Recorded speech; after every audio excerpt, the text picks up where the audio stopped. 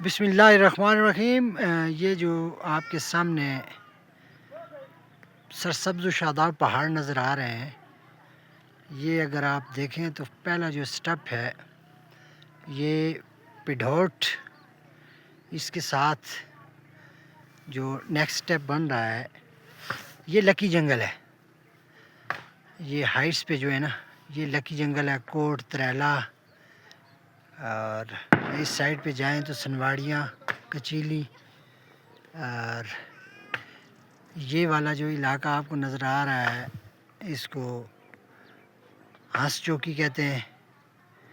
हंस चौकी के साथ आगे जाएं तो ये जो इलाका है ये रंगले के साथ साथ अभी इस साइड पे आएँ तो ये फतोट, और ये वाला जो एरिया है ये नागा शाह का एरिया है जहाँ पे आपको बर्फ़ नज़र आ रही है।